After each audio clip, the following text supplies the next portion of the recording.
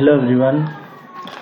Our next topic is types of evaporator. Okay, in unit number 6. So mainly two types of evaporator are used for the evaporating system. So let me start. So our topic is evaporator types.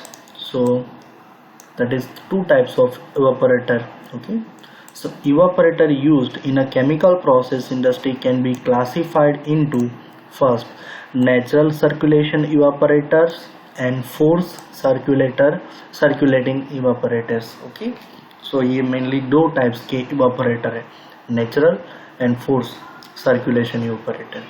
So natural circulation evaporator are commonly used for a simpler evaporation operation or silently in multiple effect. In other words, horizontal tube evaporator, vertical tube evaporator, etc. Okay जो ये है okay horizontal tube evaporator, vertical tube evaporator, तो ये दोनों क्या है कि natural circulating evaporating system है. Okay where force circulation evaporator are commonly use for salting viscous and scale forming solution. तो फोर्स सर्कुलेशन इवापोरेशन किस लिए यूज होता है कि अगर हमारा विस्कस लिक्विड है, फॉर्मिंग प्रोसीजर है, फॉर्मिंग सॉल्यूशन है, सॉल्टिंग है, तो उसके लिए हमें क्या यूज करना पड़ेगा, force circulating evaporators. Okay so force circulating units में be provided with an external horizontal और वर्टिकल हीटिंग ट्रीटमेंट. ओके ये दोनों एक्सटर्नल हॉरिजॉन्टल और वर्टिकल ट्रीटमेंट के लिए यूज कर सकते हैं. Okay so now the first one is open pan evaporator और jacket pan evaporator. Okay so ये कौन सा है, ओपन पेन इवापोरेटर और jacketed pan evaporator. So first one is open pan evaporator and oblique jacket pan evaporator. So this is the simplest method for concentrating a solution makes as a jacket pen. So उसमें क्या होता है, as a jacket use होता है heating medium के लिए. Such as a type of evaporator is particularly suitable where small quantity are to be handle. उसके अंदर क्या करना है कि स्मॉल क्वांटिटी जो हमारा इवापोरेटर उसके अंदर क्या है, उसकी क्वांटिटी ऑफ फ्लूइड क्या होती है, कम होती है, उसको हैंडल कम करना है, तो उसके लिए यूज होता है. इन ओपन और jacket pan evaporator condensing steam is fed to a jacket for evaporating a part of the solvent. तो क्या करते हैं, जैकेट के अंदर जो उसके आउटर सरफेस पे जैकेट होता है उसके अंदर क्या करते हैं, condensing steam is provide. So heat steam is provide jacket के अंदर प्रोवाइड करते हैं, तो उसकी वजह से क्या होता है, सॉल्वेंट इवापोरेटिंग हो जाता है. Okay let us see in figure. So as we see in the figure, तो ये क्या है कि अगर ये हमारा पेन, ये पूरा जैकेट टाइप क्या है, इवापोरेटर है पेन टाइप. तो इसमें से क्या होता है कि ये जो हमारा लिक्विड है बराबर, इसमें से सॉल्वेंट इवापोरेट करना है. तो ये जैकेट टाइप क्यों बोलते हैं, क्योंकि इसकी सरफेस पे एक कूलिंग एक जैकेट लगाया हुआ है. तो उसमें क्या प्रोवाइड करते हैं, क्या वो करते हैं, इसमें स्टीम प्रोवाइड करते हैं, जिसकी वजह से जो ये हमारा सॉल्वेंट है वो क्या हो जाएगा, इवापोरेट हो जाएगा. सो ये जैकेट है, यहाँ से हम स्टीम प्रोवाइड करते हैं. सो ये पेन एरिया है और यहाँ से जो भी प्रोडक्ट मिलता है वो यहाँ से हम निकाल देते हैं, और ये क्या होता है, ये कंडेंस्ड स्टीम यहाँ से बाहर निकल जाता है. Okay so simple type of jacket pan evaporator, उसके अंदर क्या करते हैं, सिंपली जस्ट ये जैकेट में क्या करते हैं, हम प्रोवाइड करते हैं, हीट प्रोवाइड करते हैं. ओके स्टीम प्रोवाइड करते हैं, तो उसकी वजह से जो सॉल्वेंट है वो क्या हो जाएगा, इवापोरेट हो जाएगा. Pan is made of single sheet of metal. तो पेन कैसे मेड करते हैं, फॉर अ स्मॉल साइज के लिए, और several sheets jointed by welding और ब्रेजिंग. तो pan is made from a single set. Okay metals या कोई भी वेल्डिंग से या ब्रेजिंग से उसको मेड करते हैं. And jacket is welded with to the pan. जो ये पेन है पूरा ओके तो उससे क्या करते हैं, वेल्डिंग से उसको ज्वाइन करते हैं. And jacket is provide with a steam inlet at the top से उसको टॉप से यहाँ से स्टीम प्रोवाइड करते हैं. With a condensed drain is provide at the bottom. तो यहाँ से क्या हो जाता है, निकल जाता है, स्टीम है वो आउटलेट हो जाता है. Then The pen is provided by an outlet at the bottom of the drawing its content. Okay, यहाँ से क्या मिल जाता है, हमें प्रोडक्ट मिल जाता है. The jacket is usually constructed out of mild steel, while the other pen is constructed out of mild steel, stainless steel, copper or aluminum as per the process requirement.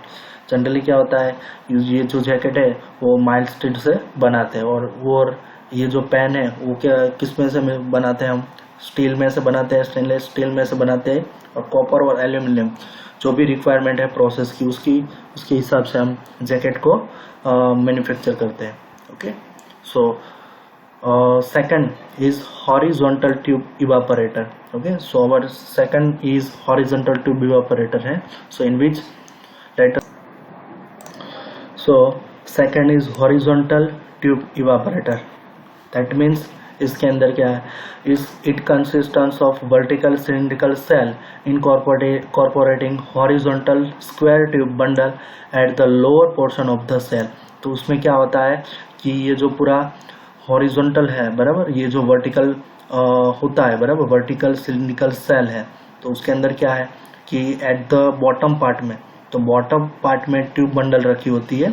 ये देखिए यहाँ पे ट्यूब बंडल है, numbers of tube है. Okay, so ये tube bundle, तो उसमें से क्या होता है, यहाँ से हम क्या करते हैं, स्टीम प्रोवाइड करते हैं ट्यूब बंडल्स में से, और यहाँ से क्या होता है, कंडेंसेट जो हमारा कंडेंसेट है वो यहाँ से मिलता है, और जो थिक लिकर है वो यहाँ से बॉटम प्रोडक्ट के लिए यहाँ से मिलता है, और जो वेपर है वेपर वो कहाँ से मिल जाता है, आउट ऑफ टॉप ऑफ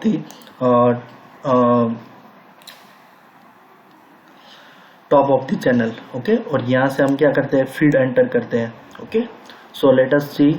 तो इसमें क्या होता है कि वर्टिकल सिलेंडर है, उसके अंदर हॉरिजॉन्टल स्क्वायर में क्या करते हैं, ट्यूब बंडल को रखते हैं लोअर पोर्शन में. So channel are provided on either end of the tube bundle for the introduction of steam and withdrawal of condensate. Okay, steam किस लिए यूज करते हैं, क्योंकि यहाँ पे क्या होता है कि चैनल को क्या करते हैं, स्टीम को एंटर करने के लिए और कंडेंसर को निकालने के लिए हम क्या करते हैं, चैनल प्रोवाइड करते हैं. The shell is closed by discharge head at the both end. Okay, so discharge हम क्या करते हैं, ये चैनल को पूरा बंद कर देते हैं. A vapor outlet is provided on the top. Vapor outlet, तो वो कहाँ पे होता है, टॉप पे. And thick liquor out and provided at the bottom. Thick liquor कहाँ से मिलता है, बॉटम में से. Feed point is located at the convenient point in this evaporator system is inside the tube and the liquor of the concentrated surrounded tubes. Okay, steam which is admitted through one of the steam chest channel are flow through the tubes. Steam gets condensed by transferring its latent heat and the condensate is removed from the outlet provided by the bottom of the opposite of the steam chest. So this type of evaporator is shown in figure. Okay, as I show in below figure. तो इसमें क्या होता है, generally ये tube bundle को यहाँ पे क्या करते हैं, प्रोवाइड करते हैं और उसमें से स्टीम पास करते हैं. तो उसकी वजह से यहाँ पे क्या मिलता है, हमको कंडेंसेट मिलता है, और ये क्या हो जाता है, लिक्विड इवापोरेट हो जाता है. ओके, और नीचे से बॉटम में क्या मिलता है, हमारा फाइनल थिक लिकर जो है वो मिलता है. सो ये था हमारा horizontal tube type evaporator. Okay, और इसके अंदर heat given out of the condensating steam will be gained by the solution in evaporator and the solution boil. So vapors formed are removed from the top. Vapor कहाँ से मिलता है, हमें top of the tower, and thick liquor is from the bottom. In this type of evaporator occur outside of the tubes is eliminates the scale formation problem inside the tube. तो इसमें क्या होता है कि evaporation occurs outside of the tube. Evaporation कहाँ पे होता है, जो ट्यूब की वजह से उसकी सरफेस हीट होती है, तो उसकी आउटसाइड सरफेस पे क्या होता है, इवापोरेशन होता है. ओके, सो मेन एडवांटेजेस क्या है, it is very low head room requirements and large vapour liquid disengaging area. So it require क्या होता है कि इसके लिए क्या होता है, वेपर लिक्विड डिसएंगेजिंग एरिया क्या है, वो कम लार्ज रहता है, एंड जो very low head room requirements, तो उसके लिए वो जो एरिया है consistence low. It is not suitable for salting scaling liquid as deposit from on the outside of the tube. So ये दोनों तरह अभी हमने देखे, वो दोनों तरह के जो इवेपोरेटर है वो क्या है, नेचुरल सर्कुलेटिंग इवेपोरेटर है. It is commonly used for a small capacity service and simpler problem of concentration. In other words, process wherein the final product is in liquor such as the industrial syrups. Okay, तो evaporator वहाँ पे use होता है कि जहाँ पे उसका final product क्या होता है कि लिकर होता है. ओके, हैवी लिक्विड, तो वो क्या हो जाता है, मिलता है. ओके, तो ऐसी प्रोसेसेस में ही ये simple types of evaporator use होता है. ओके, देन नेक्स्ट और हमारा दूसरा थर्ड पार्ट है कैलेंड्रिया टाइप और standard vertical tube evaporator type और शॉर्ट ट्यूब इवेपोरेटर. आप तीनों में से कोई भी कह सकते हो. ओके, कैलेंडरिया टाइप और standard vertical tube type and short tube evaporator भी बोल सकते हैं. इसके पहले का था जो उसमें क्या था, ट्यूब बंडल्स था इन हॉरिजॉन्टल और इसमें से क्या होगा, वर्टिकल. सो इसका कंस्ट्रक्शन देखते हैं तो उसके अंदर क्या होता है कि as we show in figure it consistence of vertical cylinder. Okay, cylinder क्या है, vertical, incorporating a short vertical tube bundle at the lower portion of horizontal tube seats bolted to self flanges. Okay, नीचे की तरफ bottom की side क्या है, as show in figure. तो उसके अंदर ट्यूब बंडल कहाँ पे है, इनलेट किया जाता है बॉटम पोर्शन के अंदर. ओके, बॉटम पोर्शन के अंदर, तो ये पोर्शन है वहाँ पे ट्यूब बंडल को इनलेट किया जाता है और ये है क्या है, ट्यूब है. ओके, सो नेक्स्ट, तो उसमें क्या होता है, ये ट्यूब बंडल को कहाँ से, ये फ्लैंज के थ्रू बोल्ट से उसको फिट किया जाता है. Vapour outlet is provided at the top of cover. Vapour outlet यहाँ पे ऑफ द टॉप पे. और इसमें क्या होता है, where thick liquor is discharge is provided at the bottom. और नीचे से क्या मिलता है हमें, दैट मीन्स कि जो bottom portion of the liquid column उसके अंदर से हमें क्या मिलता है, थिक लिकर जो हमारा प्रोडक्ट है. Usually the tube bundle is not more than 150 centimeter high and tube diameter not more than 75 mm. So it is इसकी लिमिटेशन ये है कि ट्यूब बंडल है तो उसकी साइज हम हाइट है 150 सेंटीमीटर से हाई नहीं रख सकते और उसका डायमीटर है वो हम 75 mm से अप नहीं रख सकते. ओके, जनरली वो क्या होता है, इन बिटवीन 25 to 75 mm के थ्रू होता है. So down take is provided at the centre of the tube bundle having the flow area 40 to 100% of the total cross sectional area of the tube for a circulating coolers liquid bag to the bottom of the tubes. तो ये क्या होता है, ये पूरा area for the vapour disengagement space है. Okay, तो यहाँ पे क्या होता है, पूरा फीड को इनलेट किया जाता है और यहाँ पे क्या होता है, फ्लो एरिया. तो वहाँ पे क्या होता है, cross sectional area circulating evaporator से प्रोवाइड करते हैं. Okay, and then this evaporator solution to be evaporated inside the tube and steam flow outside of the tube is in a steam chest. इसमें क्या होता है, solution is evaporated inside the tube के inside क्या होता है, solution होता है and steam flow outside of the tube के आउटसाइड में से हम क्या फ्लो करते हैं, स्टीम फ्लो करते हैं. जैसे कि ये हमारा ट्यूब में फ्लूइड है. ओके, और इसके आउटसाइड में हम क्या करते हैं, स्टीम फ्लो करते हैं. Okay, then buffel are incorporated the steam chest to promote uniform distribution of steam and the condensate is withdrawn at any convenient point near the lower tube seat. Okay, तो यहाँ पे मिलता है and then air is vented the atmospheric from near the top of tube seat. Okay, तो generally basically construction see in figure. Okay, उसमें से क्या होता है कि ये पूरा लिक्विड है जो जो फीड है उसमें क्या होता है, ट्यूब के अंदर करते हैं, रखते हैं और बाकी आउटर पोर्शन में हम क्या प्रोवाइड करते हैं, उसके अंदर हीट प्रोवाइड करते हैं. नाउ अभी क्या है, how it's work. So working thin solution liquor solution है is introduce the tube side and steam into the steam chest.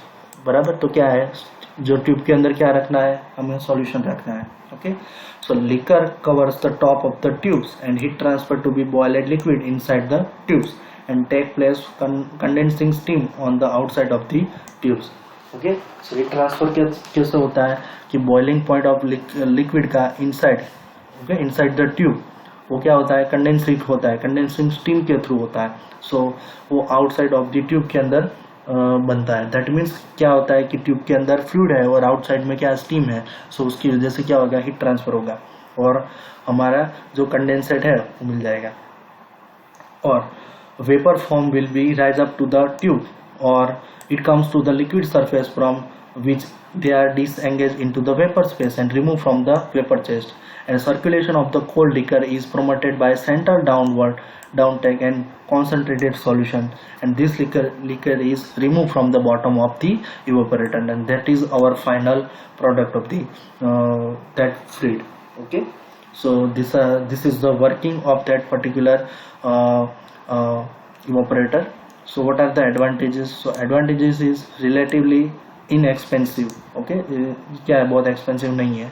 As the scaling occurs inside the tubes, it can easily remove by mechanical or chemical means. Okay, so ये जो उसके अंदर scaling है, tubes of numbers of tubes provide है, उसको easily हम remove कर सकते हैं.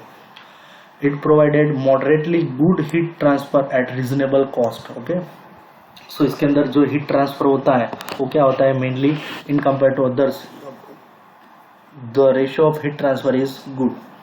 It can be put into more rigorous service than horizontal tube evaporator. Okay, so horizontal tube evaporator की कंपैरिजन में वर्टिकल जो ये इवापोरेटर है ट्यूब वो मोस्ट ऑफ सर्विस में यूज होता है और इसके अंदर हीट ट्रांसफर कोफिशिएंट क्या होता है, हाई होता है, high heat transfer coefficient, and it requires low headrooms, so it requires the low space. Okay, and requires the low area.